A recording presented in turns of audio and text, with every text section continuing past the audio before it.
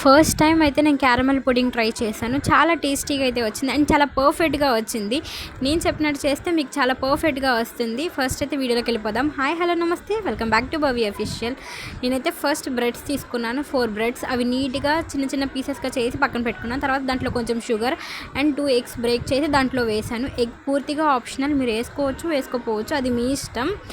And దాని తర్వాత దాంట్లో కొంచెం మిల్క్ యాడ్ చేశాను. ఈ మిల్క్ యాడ్ చేసే లోపు మీరు వెళ్ళి నా ఛానల్ని సబ్స్క్రైబ్ చేసేసుకోండి, ఓకేనా? అండ్ లైక్ చేయండి మర్చిపోకండి. ఆ తర్వాత దాన్ని పక్కన పెట్టి కొంచెం ఒక బాండీలో కొంచెం షుగర్ యాడ్ చేసి దాంట్లో కొంచెం వాటర్ యాడ్ చేసి పాకం వచ్చేలాగా చేయాలి.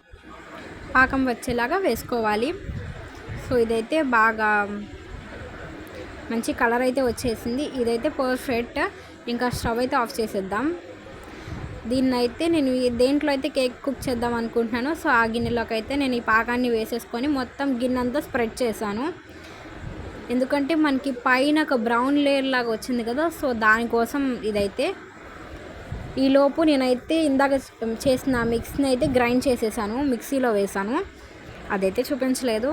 నా దగ్గర అయితే కేక్ బేక్ చేసేది లేదు కాబట్టి నేనైతే దాన్ని ఒక తపాలాలో కొంచెం తపాలా కింద మందంగా ఉండేటట్టు తీసుకోండి. దాంట్లో కొన్ని వాటర్ పోసి అలాగే చిన్న కప్పు పెట్టి ఇదైతే నీట్గా వడకట్టేసాను. వడకట్టిని తీసుకెళ్ళి దాని మీద పెట్టి స్టీమ్ చేస్తాను నేను.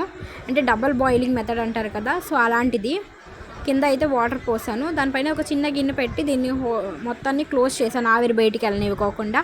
ఇలా ఒక 10-20 మినిట్స్ అలా పక్కన పెడితే మనకైతే మంచిగా వస్తుంది. ఇది చాలా వేడివేడిగా ఉంది. నేను వేడివేడిగా ఉన్నప్పుడే తీసేసాను, కానీ చాలా పర్ఫెక్ట్గా అయితే వచ్చింది. చూడంగానే చాలా టెంప్టీగా ఉంది. మీరు కూడా ట్రై చేసి చూడండి, చాలా మంచిగా వచ్చింది.